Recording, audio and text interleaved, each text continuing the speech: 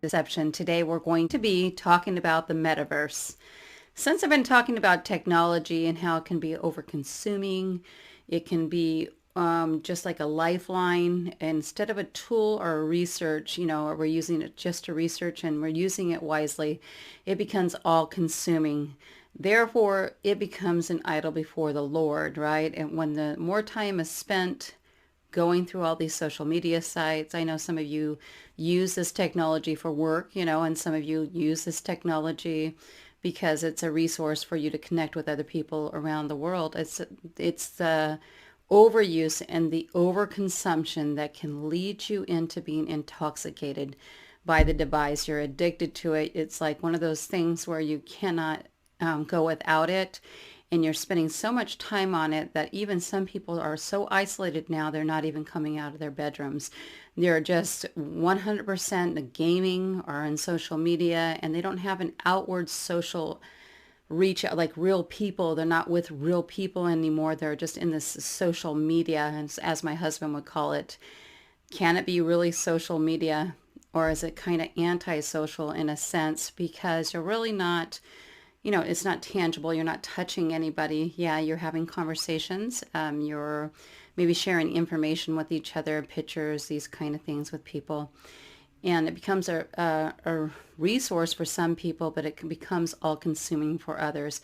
So imagine this two-dimensional social media turns into a three-dimensional metaverse. It's called, some people call it, we're living, of course, is the universe, and this is the metaverse, where you actually become part of everything. So you create a whole new world for yourself inside this metaverse. You're able to have a place where you're living. You're buying all these things with cryptocurrency. You're you're making an avatar that's three-dimensional. So you see avatars now and they look kind of cutesy and cartoony, but they're going to be really realistic and looking just like you. And you're inviting people into your little new metaverse, right? And you're causing this whole life. You're driving cars, you're flying planes, you can go back into history. You can go anywhere you want to. I'm sure you can fly. You can, do all these different things, right? And you're living in this world outside of the real world, the true connection with people, the true world that God created, right? This world here, yes, it's got a lot of heartache. Yes, there's a lot of pain. There's a lot of suffering, but there's also a lot of beauty and a time to serve the Lord, right? Right, truly connecting with people and seeing them face to face and being there for people. So what will the metaverse add to this already consuming social media networks where everybody's completely plugged in and they're wearing, these virtual reality glasses, and it kind of looks like goggles, and it takes you to the places that you want to go. Maybe you're going to have coffee with somebody in the metaverse. Maybe you're going to have a business meeting and everybody's going to bring their avatars around the world and they're going to sit at a table and their avatars and everybody else is at home and they have these things on, right? And you're having these meetings at work. So when is it all consuming and too much where people don't want to take off these glasses, they don't want to take out these goggles, and they don't want to return to living life here in the universe, not the metaverse, right? To really disconnect, to really connect with people. I'm going to let you see a lot of what is going on today. Now, this was a TED talk done, and I believe it was in November of 2021. I think you are going to want to see this and how much more advanced it is than you could ever imagine, because what they're showing you, what they have now, is 20 years more in advance. So what they're giving out to society, they have much more to give you, so they drip it in so it's not like, wow, this is totally outrageous. But if they slowly give it to you little by little, cartoony fun, like the farm life that used to be, and you used to have to, wait to buy things to put in your farm and your gardens and different things like that. And that was a really a popular thing, and you can almost get consumed of it in it. And now you're going to be buying a place, a home. You're going to be going places with people, your little avatar friends, and you're going to be going into shopping there, buying and selling there. You're going to be amazed. So watch this. So today I would like to talk to you about the future of immersive metaverse. Now, before we dive into it, what is actually a metaverse? You probably have heard this word in the last couple of months so many times that you don't know where to run from it. But let's see what the word metaverse means. The word metaverse is made out of two parts. The first is meta, which means beyond, future. And the second part is verse, which means the universe. So we're actually dealing here about, with the future of the universe. Pretty big deal. But generally speaking, this word is meant to describe the future iteration of the internet, made up of persistent, shared 3D virtual spaces linked into virtual universe. And for the first time ever in human history, virtual reality headsets, like I'm wearing right now, can completely mimic these senses by projecting stereoscopic light and creating the same 3D spatial environment around us, which tricks our brain completely into believing that what you see and where you are right now is actually real. Thanks to blockchain, you are able to own your digital possessions. Whether we're talking about avatars, cars, land, or anything else, or social media experience and identities. In social media, you don't own your identity. You own basically nothing. And the companies who own those data, they sell them, they monetize them, but you have no say in this process. This will change due to the blockchain and decentralization. The metaverse itself, the virtual reality metaverse itself, solves and allows people to become independent from anywhere in the world, be creative and have virtual jobs. Today, many people, and I see some of you here as well, in Somnium Space, they have full-time jobs by being, creating, and participating in this virtual economy, which actually is growing really fast. So what is actually a real future of the immersive metaverse? In my opinion, it is a digital place enhanced by virtual reality and truly owned by its users, allowing people across the globe to be socially active and economically independent while utilizing tools for creativity, innovation, and without any central authority. I believe that within the next 10 years, the majority of human population will be using augmented or virtual reality headsets for the most part of their waking hours, conducting business, creating digital and real value, or simply being social with each other. We have concerts, we have gallery openings, we have shows, we have everything, and people are socializing from all over the world every day. You think I'm crazy, you really might think I'm crazy, and I actually do hope you think I'm crazy. And that's great, that's okay. But think about mobile phones 15 years ago. Who would have thought that we will be staring at our screens 100 times per day, spending hours, and become completely dependent on this amazing technology? It is an amazing technology. With virtual reality, it will be the same, but also very different. Virtual reality, VR, needs your attention. It mimics and enhances our reality, but making it more immersive, real, and open for anyone. Wow, right? Can you believe when you were looking at that person's avatar, right? When you were looking at it's Artur's avatar, they're so much more advanced than that. They look just like people. I'm going to be showing you picture after picture after picture to show you how it's gradually moving in that direction.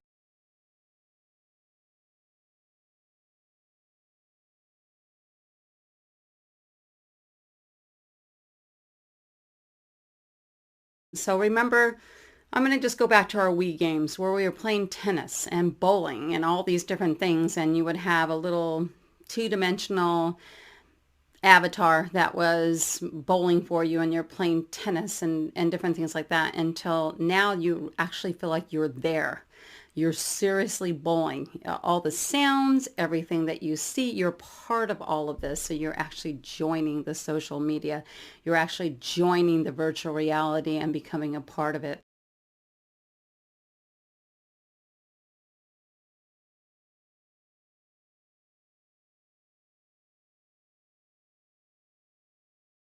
Because of the sounds and your imagination. Be careful, because your imagination can lead you astray. It is very clear in scripture. I'll be closing with many of those scriptures so you can hear them. So it says here, is a virtual reality metaverse based, this is based on, for him, and he talked about a blockchain where you can actually buy things and own them in the metaverse, right? And it says it's decentralized economy, our future. So he's seeing the future as we're all part of this net, this internet, this virtual reality life, because it's already happening. Even though they're just kind of dripping it in and say they said 10 years, and then they're saying 3 to 5 years, right? They already have it. So it's just going to get you used to living with these on. And if you see them, they kind of look like full on God. They're pretty big, but I bet you not even in just moments, they will be very much smaller. They'll be more sleek, right? And then all of a sudden they'll be like, who knows, maybe you're going to have like a lens over your eye and you're going to have these hearing things, a room where everything's going to be like that for you. So you don't even have to really put on these headsets anymore. Just watch, wait and watch. And it talks a little bit about him. So he's seeing these things as progressing pretty quickly, and he's right, quicker than he's even probably imagining, since he's been a part of this for a while. And the avatars definitely don't look like the ones that you've seen that he was using in I can't even believe it was 2021. Now we're going to be looking at, well, this one's called The Insane Future, the Metaverse, explained simply. She does a really good job. And it says a little bit here before we start that it says the term metaverse refers to a virtual reality space in which users can interact with rendered environment and other platform users. Let's see what she has to say. Now, the metaverse is not a new term. It was first introduced in 1992 in this novel called Snow Crash, written by Neil Stephenson. He highlights a world where people want to escape the governed physical world and go into a virtual world that's decentralized and they have more control in. The definition of a metaverse is a virtual reality space in which users can interact with a computer-generated environment and with other users. It's basically a shared digital universe in which we can take on whatever personality we want and collaborate together, work on projects, and go to fun events. The idea is whatever you would normally do in the physical world, you can now do that in the digital world. This is a concept we've been working on since the early emergence of the internet. We had social media, virtual reality, and these are all early attempts of creating shared digital experiences, much like Second Life. Zuckerberg explains the metaverse as the internet, except you're actually inside the internet. So let's say you're on the internet and you're shopping. The metaverse actually takes you to the actual shopping center where you can actually look around in a 3D environment and see what you want to put in your cart. So instead of looking at a 2D screen, you're now in a 3D environment. The reason the metaverse is gaining popularity right now is because technology is innovating at a rate where the metaverse is actually a realistic thing. And that is because VR headsets and Oculus are becoming so technologically advanced that they're starting to feel like real life when you put your headset on.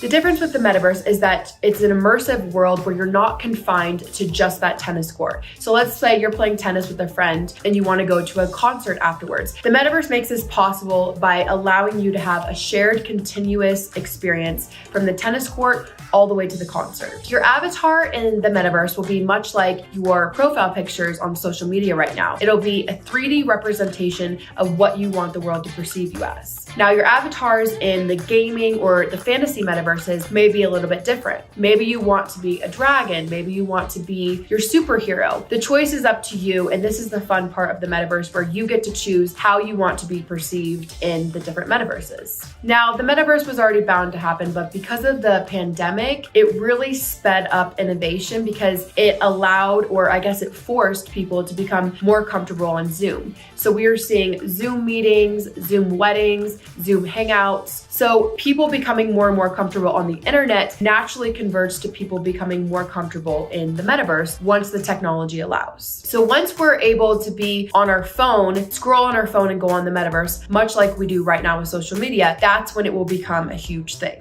Okay, again, what? You start to question all these things. I think that we can look at it this way. Could it be actually real, at first seem all wonderful and great? You can make an environment where there's no sickness and people aren't suffering and you can run away from the reality of this life, right? And then all of a sudden things go crazy dark inside the metaverse. And you're so addicted, maybe you take off your goggles, take off your headsets, they're calling it. Right? Take off your headsets and join back in reality because everything seems so real. Have you ever been soaring over California? Now, this is years ago. I went on soaring over California at California Adventures, right? And it kind of makes you feel like you're hang gliding, right? And you can smell the orange orchards and the wind is blowing. So you're having all these different feelings. So you almost feel like you are, flying over these hills and valleys and those kind of things. So imagine what this will look like when you just step into the internet and become a part of a game, right? That you can actually be a part of these really popular games that are all consuming and people are buying, spending so much money on these games, and you're not even going to imagine in the hundreds and thousands of dollars not engaging in real life. They are stuck inside these games.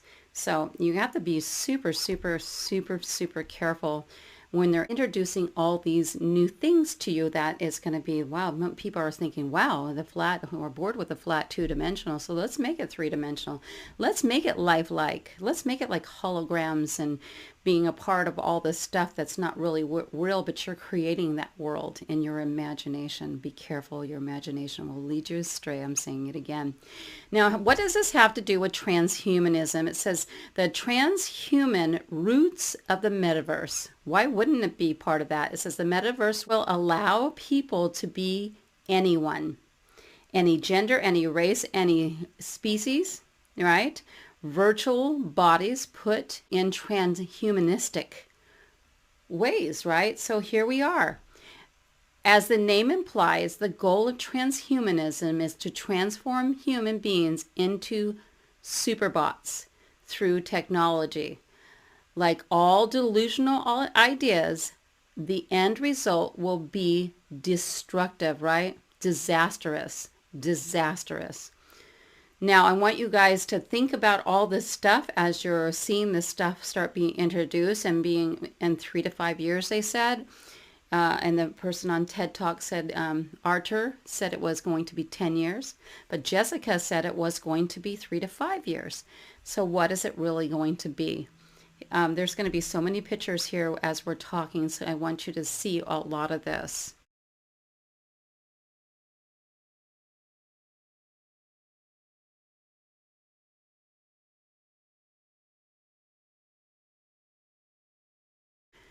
Now to wrap things up, so all these links will be below for you. You can look at the whole TED Talk. You can look at the one that we were talking about with Jessica, when she says the insane future of the metaverse. You'll be able to see this other one on transhumanism, the roots of the metaverse, right? Transhuman roots of the metaverse. And then you'll be able to look at the one here that's just talking more about the transhumanism and virtual reality are a dangerous duo, and that is absolutely true. Also, we're going to be looking at some of these scriptures here, and I'm going to go ahead and talk about your imagination will lead you astray, because so it's going to be all consuming, and everything's going to be about creating in your imagination this perfect world, or going within these games because you want to be a part of these games, right? You're going to be creating things in this space and inviting other avatars into it. And you're going to be surprised. It might seem wonderful at first, but how all-consuming it's going to be. And if it's not already hard enough to log out, to click out, to shut your devices down, can you imagine when you become a part of it? So it says in Genesis 6:5, and God saw that the wickedness of men was great in the earth, and that every imagination of the thoughts of his heart were only evil continuously. Says about the same thing in Genesis 8 as well. And then Jeremiah 3. At that time they shall call Jerusalem the thorn of the Lord, and all the nations shall be gathered unto it, to the name of the Lord, to Jerusalem. Neither shall they walk any more after the imagination of their evil hearts. So you're supposed to turn for those kind of things. And then Jeremiah 7, there's a lot of Jeremiah. But they hearkened not inclined their ear, but walked in the counsel and in the imagination of their evil heart, and went backward and not forward. So they're going back instead of leaving those former things behind. And then Jeremiah 9, but have walked after the imagination of their own heart and after Balaam, which their fathers taught them. Satanic things. Be careful. Jeremiah 11, yet they obeyed not, nor inclined their ears, but walked every one in their imagination, in the imagination of their evil heart. Therefore I will bring upon them all the works of their covenant, which I commanded them to do, but they did them not. So they did not follow his commandments. Jeremiah 13, the evil people which refuse to hear my words, which walk in the imagination of their own heart, and walk after other gods, to serve them and to worship them, shall even be as this girdle, which is good for nothing. Jeremiah just keeps going on, but it's going into the New Testament next. Luke 1, he hath shewed strength with his arms. He hath scattered the proud in the imagination of their hearts. Do you hear that? Romans 1, because that when they knew God, they glorified him not as God, neither were thankful, but became vain in their imaginations, and their foolish hearts was darkened. These are all things that have to do with your imagination. Listen to this. 2 Corinthians 10, casting down imaginations and every high thing that exalts itself against the knowledge of God, and bringing into captivity every thought to the obedience of Christ. Amen to that. So be really careful. Be really careful. I know some people were saying that it's a too much of a blatant statement, that it doesn't cover everybody that's on the internet. And what I'm saying is you can be swept away by technology. It can be all consuming, all captivating, really quite bewitching, right? It could be a sense of, if it's encapsulating all of you and you're escaping from this reality into the net, into the metaverse, what would that be in front of a holy God? Be careful, because your imaginations will lead you astray. I hope this helps you. Until next time, thank you.